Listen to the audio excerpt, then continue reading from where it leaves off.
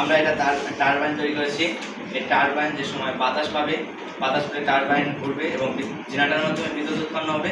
বিদ্যুৎ উৎপন্ন হয়ে এই পাওয়ার প্ল্যান্টে এসে জমা হবে। পাওয়ারটা জমা হলে আমরা এই পাওয়ার প্ল্যান্ট থেকে লাইন নিয়ে আমরা ঘরের লাইট, বাইরে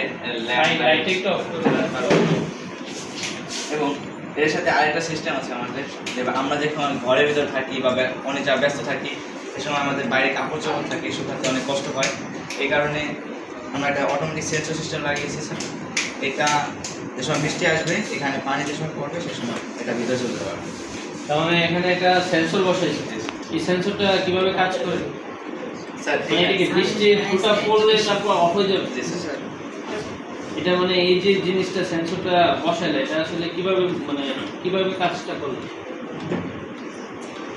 মানে এটাকে সেন্সরটা কিনে এনেছো তাই তো? না স্যার, এটা আমাদের স্যার বানানো। আচ্ছা, এই জিনিসটা স্যার আমরা বানিয়েছি স্যার। এখানে স্যার দুটো তার দিয়েছি এবং স্যার এখান থেকে আমরা লাইন নিয়েছি স্যার। মানে একটা তার নেওয়ার ফলে এখানে একটা দিয়েছি স্যার আমরা, যেমন ধরেন এখানে একটা যে কস্টেপের মধ্যে দিয়েছি। এখানে স্যার যদি এই কস্টেপের উপরে ভারী কোনো কিছু করে, ভারী কোনো জিনিস করলে এটা স্যার নিচে হবে, তখন দুটো তার একসাথে হয়ে স্যার মানে এই জিনিসটা ভিতরে যাবে। এবং বিদ্যুৎ যখন বৃষ্টি আসে তখন তো বৃষ্টি ফোঁটাগুলো পড়ে, আর ফোঁটার তো অনেক গতিবেগ থাকে, তখন ওই গতিতে যদি এই পানিটা এখানে পড়ে তাহলে স্যার এটা নিচে নামবে এবং স্যার কাপড় চোপড় স্যার ভিতরে চলে যাবে। আচ্ছা, যদি ধরো মনে হচ্ছে বৃষ্টি পড়ে তখন হচ্ছে যে কী হবে, মানে স্যার যদি মানে ফোঁটা পড়ে, জোরে একটা ফোঁটা আসে, তখনই মানে ফোঁটা পড়ে এখানে পড়ার সাথে সাথে চলে যাবে।